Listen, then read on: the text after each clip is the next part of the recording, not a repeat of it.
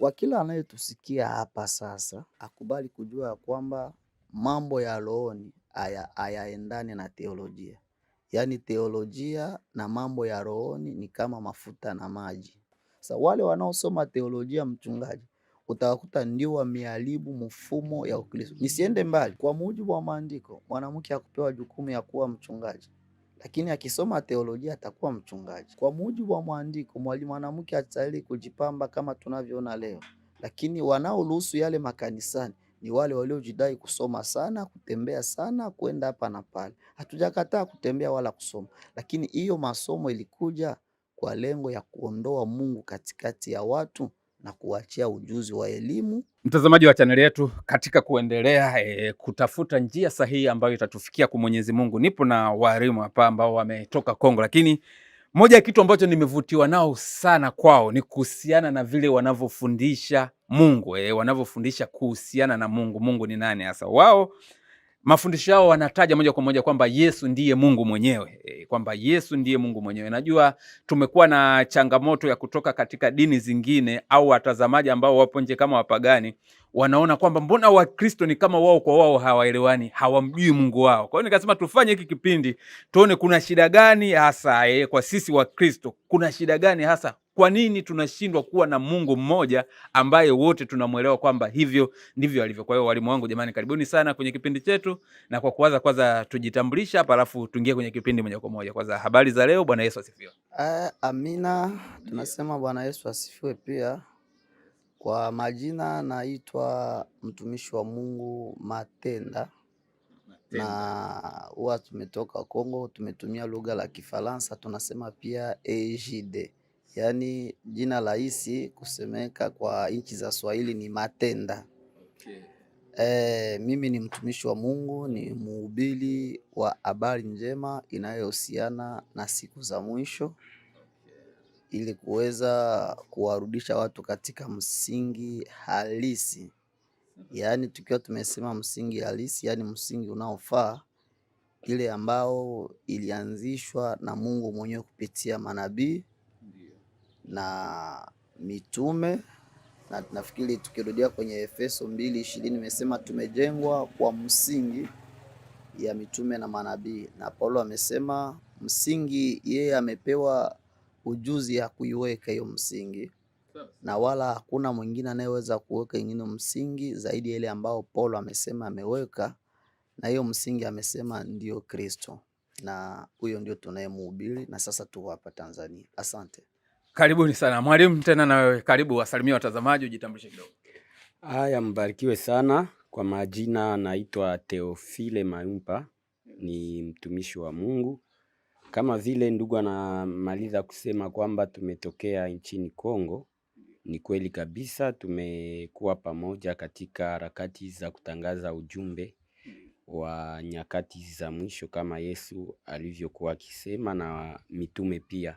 Na hili ndilo lengo letu, ni kufikishia watu ujumbe ambao mara kwa mara upigwa vita na kutamani upotezwe, lakini Mungu amesema atalijenga kanisa, wala milango ya kuzimu haitalishinda. Kwa hiyo kila mara Mungu uzidisha na kuendelea kutia nguvu wale ambao waliwateua kwa ajili ya kutangaza ujumbe, na ndio maana tena tuko hapa kwa nchi ya Tanzania, katika mji huu wa Dar es Salaam. Sawa sawa, nashukuru sana. Kawaida kwenye kazi zingine hizi za kawaida watu wanakuwa wamesomea kitu fulani, hata kwenye kutangaza Injili kuna wale wanakuwa wamesomea theolojia, na kuna wale ambao wanasema wameshukiwa tu kwamba Mungu anawashushia kipawa waweze kufanya kazi ya Mungu. Wengine hata baada ya kushushiwa kipawa wanaenda kusoma, wengine wakishushiwa kipawa wanaanza kufanya moja kwa moja kazi ya Mungu. Nilitaka kujua kuhusiana na nyinyi, lakini nianze na mwalimu Theophile. Asante kwa kadiri ya swali hilo. Mimi mwenyewe siko msomi. Mimi siko msomi. Pamoja na kutokuwa msomi wa science, lakini pia siko msomi wa teolojia. Yaani kadiri ya Mungu alivyotujalia ndivyo tunavyokuwa tukitangaza ujumbe, kwa kuwa hata mitume miongoni mwao hawakuwa wasomi, ila walikuwa wanatangaza ujumbe na walishangaza wasomi. Kwa hiyo ni neema tumepokea kutoka kwa Mungu. Sawa sawa, Mwalimu Matenda, hapa labda kuhusiana na hilo la elimu ya dini. Tuseme tu kwanza kwa wasikilizaji wao wametusikia vizuri, na ni kipindi kinahusu Ukristo, na niongee kama Ukristo ni kama tu kabila fulani au niseme kama nchi fulani, na kila nchi huwa ina kiongozi na mpangilio ya uongozi, na kila nchi ina katiba, na tukiongelea katiba ya Ukristo ni Biblia. Yaani kama tunaweza kuongelea Ukristo, kwanza tu tumeenda kuchunguza maandiko kuhusu elimu. Kwenye kitabu cha Mezali sura ni ya 4 aya ni ya 16, maandiko yanasema umshike sana elimu, usiache elimu ikutoweke. Yaani tumeruhusiwa kusoma ili tufunguliwe akili kwa kujua, na hii ni elimu ambayo kwa mtu ambaye hana uwezo kipato ndio anaweza kushindwa kusoma, lakini tumeruhusiwa kusomea udaktari, kusomea mambo ya kuendesha ndege, kuendesha meli, mambo ya kufanya uchuruzi na kadhalika. Yale tumeruhusiwa kabisa, yaani hatuna imani ya kusema kusoma ni mbaya, lakini masomo ambao sisi tumesema kama sio halali ni hiyo sasa inayohusiana na mambo ya Biblia, kama vile mtumishi Theophile anavyosema, na wachungaji wengine wao watatufata kwa hiki kipindi. Wachungaji tufikiri sana kuhusu maandiko. Yesu mwenyewe ambaye ametuanzishia imani kwa mujibu wa maandiko, Yesu hakusomea kuhubiri Injili. Lakini amesema kwenye Luka 4:16, Roho wa Bwana yuko juu yangu, amenitia mafuta niwahubiri maskini habari njema. Baada ya hapo kuna wakati Yesu amehubiri, watu wamesema huyu amepataje elimu mtu ambaye hakusoma? Nafikiri iko kwenye kitabu cha Yohana sura ya 7 aya ni ya 14 na 15 hapo. Yesu hakusomea mambo ya Mungu. Lakini pia tukiangalia hata wafuasi wa Yesu, alikuwa na wafuasi kama 12. Kuna wale ambao ni wasomi lakini sio wasomi wa kusomea mambo ya Mungu. Kwa mfano Mathayo. Mathayo alikuwa mtoza ushuru, yaani mtu ambaye alitumika kwenye serikali, yaani ni msomi. Yaani hawezi uenda unalipisha ushuru wa serikali wakati wa kusoma, yaani una ujuzi katika yale mambo. Huyu alikuwa msomi na Yesu akamuita akawa mtume. Lakini tukiangalia wakina Petro, Yesu amewakuta baharini wako wanavua samaki. Na habari za Petro hatukufanyikiwa kuona mahali ambapo kusema alikuwa na elimu ya kusomea. Lakini tukirudia kwenye kitabu ya Matendo ya Mitume pale kwenye 4 na mstari wake wa 13, wakati mitume walijazwa Roho wanahubiri ukweli wa Mungu, maandiko nasema wakashangaa, wakasema wakaanza kushangaa mitume na kuambia, wamepataje ujuzi wa kuhubiri haya maneno kama haya watu ambao hawakusoma? Yaani ni watu ambao hawakwenda kusomea ili wawe wahubiri. Sasa hii teolojia muda mwingine, mtangazaji, tunaweza kuwa na muda ya kuiongelea chanzo, chimbuko, imeanzia wapi, nani kaianzisha, mwaka gani, ili tuje tugundue kwa nini leo ni elimu ambayo imezingatiwa sana katika Ukristo. Lakini kiukweli katika Ukristo ukisomea mambo ya ulimwengu sio kosa, lakini kuhusiana na dini hatuwezi enda kwenye masomo ya dini, ila kuna hiyo ambao tunaweza kusema kuna mipangilio ya kanisa. Kwa lugha la Kifaransa, sijui mtangazaji utakuwa umeelewa, tunaita formation, yani mfumo fulani mfumo wa kitaasisi. Yani wachungaji wanaweza kuwa na muda kuwatia watumishi wengine fasi fulani, wanaanza kuwapelekea, wanawaambia tunaongea mambo ya Mungu hiki kama leo na kesho tumerudi manyumbani. Lakini ukitazama hiyo teolojia wanaenda kuisomea, hata wanailipia school. Wanalipa ada. Naona vizuri. Na wakati anatoka huko hata alikuwa hana wito ya utumishi, kwa sababu tu amesoma atakuja kuanzisha kanisa. Na ndio shida ambayo leo ulimwengu ya Ukristo imedumbukia katika shimo ambayo inameza ulimwengu. Sababu gani? Wanaoongoza Ukristo sio wale walio tena itwa na Mungu, bali waliopewa kazi na elimu ya teolojia. Asante. Lakini mimi sikusomea teolojia, nimesoma tu masomo ya kawaida ya kujitengenezea maisha shuleni, lakini yanayohusu mambo ya Mungu sikwenda kwenye teolojia. Sawa, ni ufafanuzi mzuri juu ya theolojia, lakini nachozungumzia kuhusiana na kusomea, kuna ile namna ambayo inasemekana, acha ile ambayo wewe mwalimu nasimama unawafundisha waumini fulani kuhusiana na Mungu. Kuna ile ya kwamba mnafundishwa jinsi ya kufafanua maandiko ya Biblia na jinsi ya kumfafanua Mungu, kwamba kuna mtu mwingine anakuja na wafundisha hivyo ndivyo inavyotakiwa ifafanuliwe, kwenye mstari huu inatakiwa ifafanuliwe hivi, hii ipo sawa, hii haipo sawa. Kabisa, nasikia swali lako ni nzuri. Acha niseme hivi ya kwamba kwa habari ya imani, Mungu humuita mtu na kumpea kazi ili awe mtumishi. Sasa kwa kile ambacho yule aliyoitwa kapewa kazi na Mungu, anapoenda kuwahubiri watu, anawahubiri ule Mungu ambaye alimpa maneno ya kuhubiri. Baada ya kuwavuta wale watu, Yesu amesema kwenye Mathayo 28:19, enendeni ulimwenguni pote mkahubiri habari njema. Aaminie 28:19, enendeni ulimwenguni mkafanye mataifa kuwa wanafunzi. Unanifuata? Yaani baada ya kuwahubiri, si wamekuja, wanahitajika wawe wanafunzi. Mwanafunzi ni nani? Ni mtu ambaye amekubali kunyenyekea kwa fundisho la mwalimu, yaani anafunzwa. Sasa yule ambaye alipewa wito, niseme kwa mfano tunaweza kuwa watumishi 10 hapa. Mimi Mungu amenipea neema ya kuwa na ujuzi kuhusiana na ubatizo. Sasa hiyo inahitajika wale wengine watumishi ambao ninafanya nao huduma, niyo nimewaitisha, tumekaa kwa ndugu kuhusiana na ubatizo.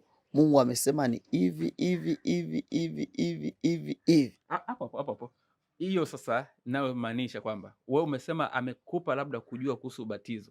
Hiyo unamaanisha ni kufunuliwa, si yale yaliyoandikwa pale kwenye Biblia. Sio kwamba unafika pale unasema jamani, kuhusu ubatizo andiko hili limeandika hivi na hivi. Au unafika pale unasema kuhusu ubatizo Mungu amenifunulia kwamba tuwe tunafanya hivi hivi na hivi. Ni kipi unachagua? Yale ya mafunuo au yale yaliyoandikwa pale kwenye Biblia? Unapokuwa unawafundisha wale wenzako kwa muda huu. Asante. Unajua hiyo neno ufunuo ni uwanja mkubwa ambao ina vipengele vingi. Lakini tukirudia kwenye maandiko ya kitabu cha Luka 24:44 hadi 45, maandiko nasema Yesu akawafungua akili wapate kuelewa na maandiko. Sasa tunapoongelea habari ya ufunuo, kuna yale ambao watu wanasema nimesikia sauti. Nilikuwa sehemu fulani, nimesikia sauti. Kuna mtu kakwambia nimeota ndoto. Mungu ameongea na mimi kwenye ndoto. So, unanifuata? Kuna mtu anasema nilipokuwa nikisoma maandiko, Mungu kanifanyikisha kuwa na maarifa ya kuelewa ya andiko kwa usahihi. Na ni hiyo mambo njia 3 ambayo nimesema hapo. Sasa mimi upande wangu yale mambo yote 3 ninayakubali. Kwanza ninakubali Mungu anaweza kusema na mtumishi kwa sauti anasikia kwenye sikio lake. Pili, ninakubali mtu anaweza kuota ndoto, Mungu ameongea na mtu hata kwenye ndoto. Tatu, nakubali mtu anaweza kusoma maandiko ya Biblia kisha Mungu anampa ujuzi. Ukirudia kwenye kitabu cha Tito 1:1 nasema ili mpate kufunulia upate ujuzi wa kuijua hiyo kweli.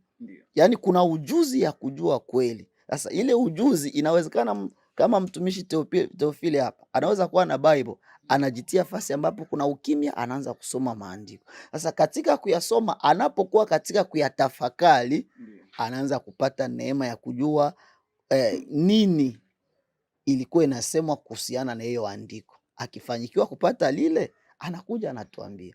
Akifanyikiwa kupata sauti, anakuja anatuambia. Akifanyikiwa kuota ndoto, anakuja anatuambia. Yaani hiyo njia 3 yote iko sahihi. Lakini sasa shida iko tofauti na yale ambayo tunaona leo. Kwa sababu gani mtangazaji?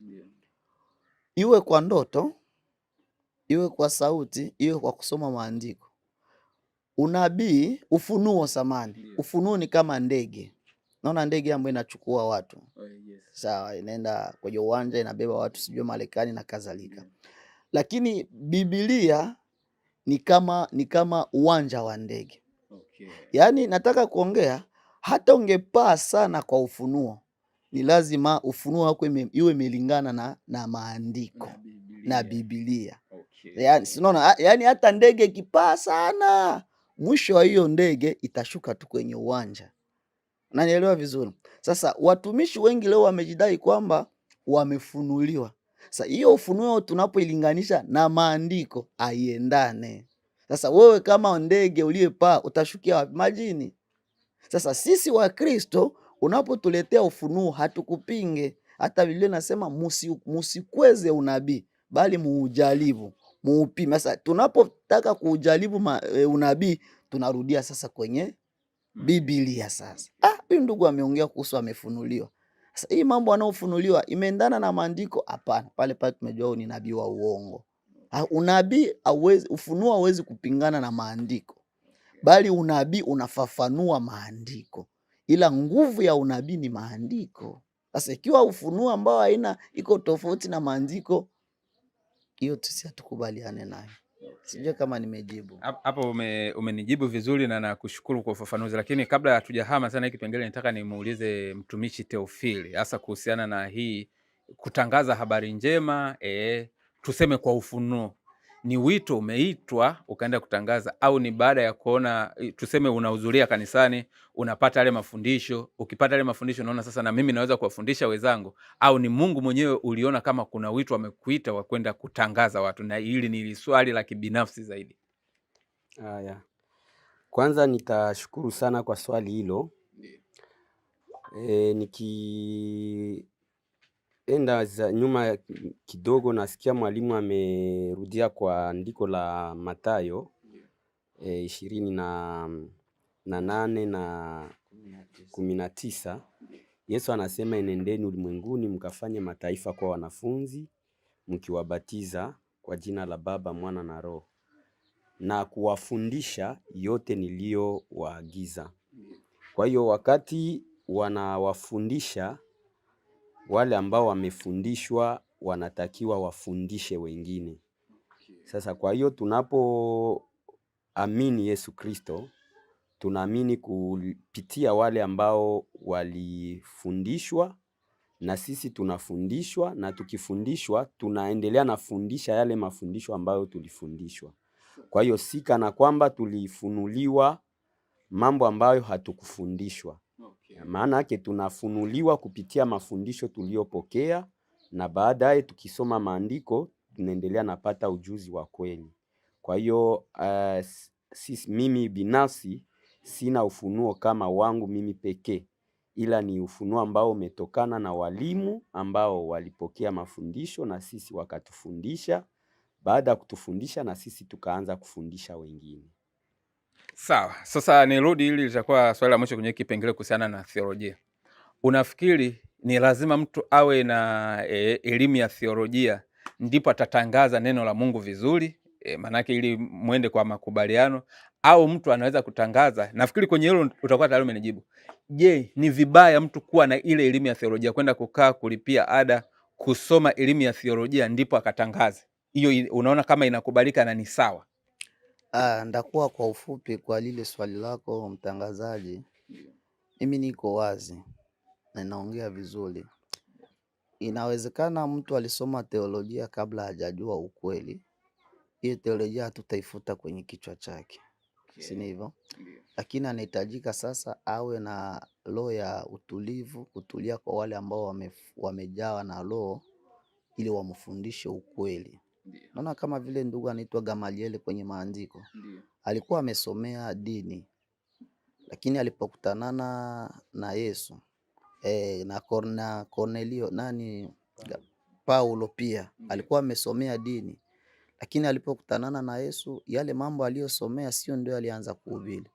Yaani ninajibu hivi, kwa kila anayetusikia hapa sasa akubali kujua ya kwamba mambo ya rohoni hayaendani na teolojia. Yaani teolojia na mambo ya rohoni ni kama mafuta na maji. hayawezi kuchangana. Okay. Maana yake kwa wale wanaosoma teolojia ili waje wakawa watumishi, wao watumikie Mungu katika njia iliyo sahihi ya Mungu, bali wamepewa njia ya kupotosha watu, kwa sababu kinachopotosha ulimwengu wa sasa zaidi ukiwatizama ni waliosoma teolojia. Sasa huko kwenye teolojia, mtangazaji, kama unaweza fanikiwa kuongea na wale ambao wamesema sisi tumesomea teolojia, kuna kiwango cha elimu ya teolojia ukifikia, mpagani anakuwa mzuri mbele ya Mungu zaidi yako wewe. Yaani wewe umekuwa zaidi ya mpagani. Okay. Nanielewa vizuri? Hata hiyo kichwa yenyewe ya hiyo usemi tunaongelea teolojia.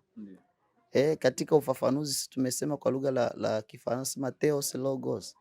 Ni kusema theos maana yake Mungu. Ile logos maana yake elimu. Yaani unapounganisha neno teolojia, yani elimu ya kujifunza Mungu. Sasa ili wewe ujifunze Mungu, ulianzia wapi? Wakati imesemwa ya kwamba Mungu ndio atatufunza maneno yake kwenye kitabu cha Yohana 8, kwamba Mungu ndio atakuwa mwalimu kwetu, atatufunza. Sasa sisi tunaanza kujifunza Mungu. Sasa wale wanaosoma teolojia, mchungaji, utawakuta ndio wameharibu mfumo ya Ukristo. Nisiende mbali. Kwa mujibu wa maandiko, mwanamke hakupewa jukumu ya kuwa mchungaji, lakini akisoma teolojia atakuwa mchungaji. Kwa mujibu wa maandiko, mwanamke hastahili kujipamba kama tunavyoona leo, lakini wanaoruhusu yale makanisani ni wale waliojidai kusoma sana, kutembea sana, kwenda hapa na pale. Hatujakataa kutembea wala kusoma, lakini hiyo masomo ilikuja kwa lengo ya kuondoa Mungu katikati ya watu na kuachia ujuzi wa elimu wakapotea. Nashukuru sana kwenye hilo. Sasa tuje kwenye hili fundisho ambalo mimi kidogo linanishangaza. Watu sasa waliosoma teolojia wao wanaita hiyo ni modalism. Lakini mimi nataka nianze na swali hili kwa moja kwanza. Mtu akisema Yesu ni mwana wa Mungu, anakufuru, yupo sahihi? Ni sahihi Mkristo kumuita Yesu mwana wa Mungu? Mimi nitakuwa wazi na tuna mwalimu hapa Theophile. Najua mtangazaji, tunapokuwa kwenye mihadhara huwa muda umepimwa. Na kadiri muda umepimwa, hatuna mengi ya kuzungumza kwa undani.